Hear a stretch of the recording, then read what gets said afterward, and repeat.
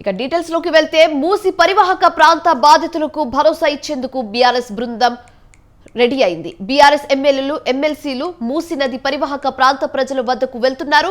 అందరూ కలిసి మూసి నది పరివాహక ప్రాంతంలో పర్యటించి బాధితులను పరామర్శిస్తున్నారు. వారి నుంచి అవసరమైన సమాచారాన్ని తీసుకుంటున్నారు.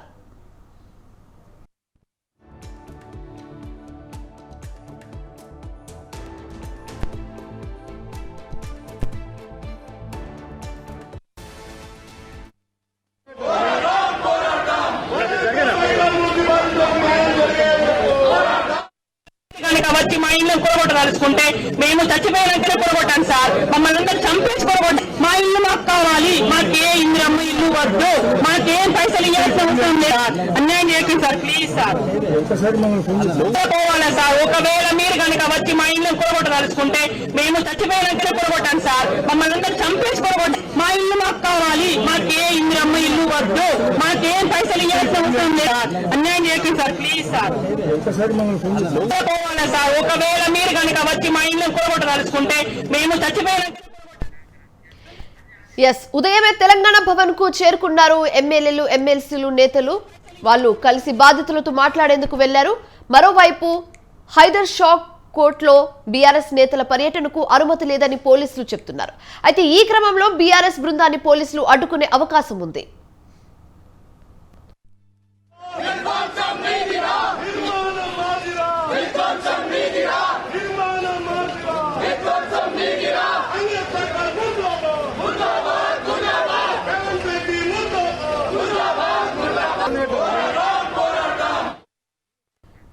మూసీ నది పరివాహక ప్రాంతంలో అక్రమాలను కూల్చివేయడానికి ప్రభుత్వం సిద్ధమవుతున్న నేపథ్యంలో వీరి పర్యటన ప్రధానత సంతరించుకుంది. మూసీ నది పరివాహక ప్రాంతంలో ఆక్రమించుకుని ఇళ్లను కట్టుకున్న వారి ఇళ్లకు నోటీసులు అందజేశారు. దీంతో బాధితులకు అండగా నిలిచేందుకు బీఆర్ఎస్ సిద్ధమైంది. వారికి న్యాయపరమైన సలహాను అందించడమే కాకుండా వారికి అండగా నిలిచేందుకు బీఆర్ఎస్ పార్టీ రెడీ అవుతుంది.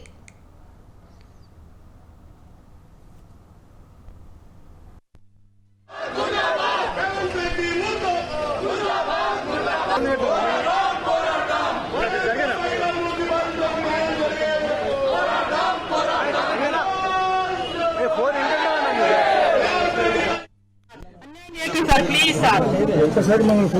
పోవాలా సార్? ఒకవేళ మీరు కనుక వచ్చి మా ఇల్లు మూసి పరివాహక ప్రాంత బాధితులకు భరోసా ఇచ్చేందుకు బీఆర్ఎస్ బృందం హర్ష కోర్టులో పర్యటిస్తుంది. ఇక ఇదే అంశానికి సంబంధించి తాజా సమాచారం మా కరెస్పాండెంట్ సవిన్ లైవ్ ద్వారా అందిస్తారు. సవిన్, చెప్పండి, అక్కడ సిచ్యువేషన్ ఎలా ఉంది? ప్రజలు ఏమంటున్నారు? బీఆర్ఎస్ నేతలు ఏమంటున్నారు? మొత్తానికి ఓవరాల్ గా చూస్తే అక్కడ సిచ్యువేషన్ ఎలా ఉంది? బీఆర్ఎస్ నేతలు ఈరోజు మూసీ పరివాహక ప్రాంతంలో ఉన్నటువంటి బాధితుల వద్దకు వచ్చారు. ప్రధానంగా కాంగ్రెస్ ప్రభుత్వం అధికారంలోకి వచ్చిన తర్వాత మూసీ పరివాహక ప్రాంతాన్ని సుందరీకరణ పేరుతో 1,50,000 కోట్ల సుందరీకరణ పేరుతో తమ ఇళ్లను కూల్చివేస్తున్నారంటూ ఆరోపించారు. నిన్న బీఆర్ఎస్ పార్టీ ఆఫీస్కి వచ్చారు. ఆఫీస్కి వచ్చిన తర్వాత వాళ్ళు బీఆర్ఎస్ ముఖ్య నేత మాజీ మంత్రి హరీష్ రావుతో కలిసి మాట్లాడి తమ బాధలు వివరించే ప్రయత్నం చేశారు. దీంతో వాళ్ళకి బీఆర్ఎస్ అండగా ఉండి ఈరోజు హైదర్ షా కోర్టుకు వచ్చారు. ఇక్కడ ప్రస్తుతం మనతో కొంతమంది ఇక్కడ ప్లకార్డులు పట్టుకొని చావు బతుకులతో సుందరీకరణమా, అభివృద్ధి పేరుతో అరాచకాలు చేయొద్దంటూ కూడా ప్లకార్డులు పట్టుకొని కొంతమంది బాధితులు ఉన్నారు. వారితో మాట్లాడి మరిన్ని విషయాలు తెలుసుకుందాం. చెప్పండి, మీ ప్రధాన డిమాండ్ ఏంటి? మీరు ప్రభుత్వాన్ని ఏం కోరుతున్నారు? ప్రభుత్వాన్ని కోరేది ఒకటే అండి, మా ఇల్లును కూల్చొద్దు. మాకెందుకంటే ఏ ఇన్ఫర్మేషన్ లేదు. మేము కొనేటప్పుడు మేము కొన్ని 4-5 సంవత్సరాలు అవుతుంది. ఎటువంటి ఇన్ఫర్మేషన్ మాకు లేదు. ఇక్కడ ఎటువంటి బోర్డులు లేవు, ఏమి లేవు. మేము కొనేటప్పుడు అన్ని పర్మిషన్లు ఉన్నాయి. ఇప్పటికీ అన్ని పర్మిషన్లు ఉన్నాయి. మేము ట్యాక్సులు కూడా ఎవ్రీ ఇయర్ కడుతూనే ఉన్నాం. కరెంటు బిల్లులు అన్ని సౌకర్యాలు ఉన్నాయి. సో మాకు నోటీసులు ఇచ్చారు అధికారులు, ఏమంటున్నారు? మాది విఘ్నేశ్వర కాలనీ అండి, ఇంకా అక్కడి వరకు రాలేదు. అక్కడి వరకు వస్తారని చెప్పేసి మాకు భయభ్రాంతులు గురి చేస్తున్నారు. అక్కడి దాకా వచ్చే అవకాశాలు కూడా ఉన్నాయి. అది మా డిమాండ్ ఏంటంటే మా ఇల్లులు కూల్చొద్దు. ఇక్కడ మా ఇల్లులు అన్ని పర్మిషన్లో తీసుకున్నాం. ఏ అనుమతులు లేకుండా తీసుకుంటే మేము కూర్చో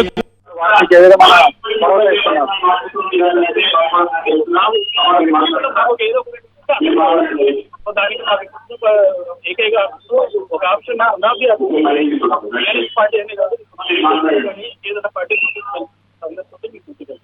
భవిష్యత్తు కార్యాచరణ ఏ విధంగా మేము ముందుకెళ్తాం.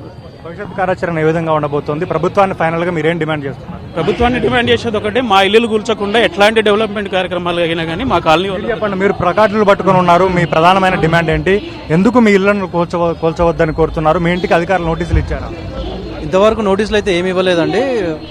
డిమాండ్స్ అంటూ ఏం లేవు. మా ఇల్లు మాకు కావాలి. మీరు బ్యూటిఫికేషన్ పేరుతోటి ఉన్న ఇల్లుని కూల్చేసి బ్యూటిఫికేషన్ చేయాల్సిన అవసరం లేదు.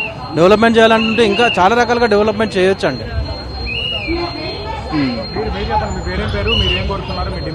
అదే చెప్పినారు కదండి, డెవలప్మెంట్ చేసుకోవాలి.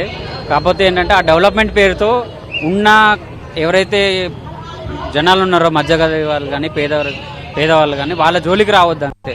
అట్లా రాకుండా డెవలప్మెంట్ చేసుకోండి. డెవలప్మెంట్ ఎవరు వద్దన్నారు, డెవలప్మెంట్ చేసుకోండి, సుందరీకరణ చేయండి, అన్ని రోడ్లు వేయండి. కానీ డబుల్ బెడ్రూమ్ ఇల్లు ఇస్తామంటున్నారు, ఇల్లు కూలిస్తే మేము డబుల్ బెడ్రూమ్ ఇల్లు ఇస్తామంటే నిన్న హైడ్రా కమిషనర్ రంగనాథ్ దానకిషోర్ కూడా చెప్పారు. ప్రభుత్వం కూడా అదే చెప్తుంది. దీన్ని మీరు ఎట్లా చూస్తారు? అంటే డబుల్ బెడ్రూమ్ ఇల్లు అనేవి అవి ఒక విధంగా ఒక పర్పస్ కోసం కట్టినాయండి. ఇప్పుడు ఇక్కడ మేము ఇక్కడ ఎస్టాబ్లిష్ అయ్యింది, ఇది వేరే పర్పస్. అది ఆ రెండింటిని మిక్స్ చేయలేరు, ఆ రెండింటికి పొంతన ఉండదు. అది లేదండి, ఎవరు ఒప్పుకోరు. అది డెవలప్ ఇక్కడ ఉన్నారు కదండి, ఇక్కడ ఎస్టాబ్లిష్ అయినాము, ఇక్కడ వచ్చి ఉన్నాము. ఎక్కడండి ఇక్కడ అందరూ ఉన్నారు కూడా వేరే వేరే జిల్లాల నుంచి వచ్చి ఉన్నారు. ఇక్కడ ఎందుకున్నారు? ఇక్కడ మేము ఐటీ ఎంప్లాయీస్ చాలా మంది ఉన్నారు, దగ్గర ఉంటుందని వచ్చినాము. అక్కడ ఎక్కడికో తీసుకెళ్తారంటే ఎవరు మాత్రం ఒప్పుకుంటారండి? ఎవరు ఒప్పుకోరు. మీరేం చెప్తారు? డబుల్ బెడ్రూమ్ ఇల్లు ఇస్తా ఉంటుందిగా ప్రభుత్వం, నన్ను అధికారులు కూడా అదే చెప్తున్నారు, మీరేమంటారు? సార్, మాకు డబుల్ బెడ్రూమ్ ఇల్లు అవసరం లేదండి. మా ఇంట్లో మాకు ఉచితే చాలు. డబుల్ బెడ్రూమ్ ఇల్లు కట్టించింది నిరుపేదల కోసం, అవన్నీ వాళ్ళకు ఉపయోగిస్తే మంచిది. మా ఇల్లులు ఉపయోగించి ఈ గవర్నమెంట్ ఇంత ముందు గవర్నమెంట్లో లేనప్పుడు వాళ్ళు చెప్పిన మాటే ఇట్లాంటివన్నీ ఏమన్నా ఉంటే ఒక ఫైల్ వేసి ఒక రెగ్యులరైజ్ చేసేసి వాళ్ళకి ఇవ్వాలని చెప్పేసి వీళ్ళే చెప్పారు. ఇప్పుడున్న గవర్నమెంట్ ఇంత ముందు మాట్లాడినది ఇది. సో అట్లాంటి రెగ్యులరైజేషన్ ఏమంటే ఎక్కడైతే ఇవన్నీ లేవో వాళ్ళకి ఒక పెనాల్టీ వేసో ఇంకోటి వేసో రెగ్యులరైజ్ చేసేయాల్సింది అది. అంతేగాని ఇల్లులు కూల్చేసి ఒక మనిషిని బయట రోడ్డు మీద పడేయడం అనేది కరెక్ట్ కాదు. ఇది ప్రధానంగా ఇక్కడ ఉన్న బాధితులు కోరుతున్నది ఒకటే, అభివృద్ధి పేరుతో, మూసీ సుందరీకరణ పేరుతో మా ఇళ్లను కూల్చి మా బతుకులు ఆగం చేయవద్దని కోరుతున్నారు. ముఖ్యంగా ప్రభుత్వం ఇచ్చే డబుల్ బెడ్రూమ్ ఇల్లు కూడా మాకు అవసరం లేదు. ప్రభుత్వం గతంలో పేదవాళ్ళకి ఇవ్వడానికి డబుల్ బెడ్రూమ్ ఇల్లు నిర్మించిందంటూ బాధితులు చెప్తున్నారు. ఈరోజు బాధితుల వద్దకు బీఆర్ఎస్ ప్రతినిధుల బృందం వచ్చింది. హైదర్షా కోర్టుకు మాజీ మంత్రులు హరీష్ రావు, సబితా ఇంద్రారెడ్డితో పాటు బీఆర్ఎస్ హైదరాబాద్ నగరానికి చెందిన బీఆర్ఎస్ పార్టీ ఎమ్మెల్యేలు, ముఖ్య నేతలందరూ వచ్చారు. బాధితులతో మాట్లాడి వారికి ధైర్యాన్ని ఇచ్చే ప్రయత్నం చేస్తున్నారు. ముఖ్యంగా పేదల ఇల్లు కూలగొడితే తాము పేదలకు అండగా ఉంటామంటూ బీఆర్ఎస్ పార్టీ మొదటి నుంచి చెప్తూ వస్తోంది. నిన్న హైదర్షా కోర్టు ప్రాంతానికి చెందినటువంటి మూసీ సుందరీకరణ ప్రాంత బాధితులు బీఆర్ఎస్ కార్యాలయానికి వచ్చి తమ బాధలు చెప్పుకునే ప్రయత్నం చేశారు. అందులో భాగంగానే ఈరోజు బీఆర్ఎస్ పార్టీ ప్రతినిధుల బృందం హైదర్షా కోర్టుకు వచ్చి వారితో మాట్లాడి వారి సమస్యలు తెలుసుకోబోతున్నారు.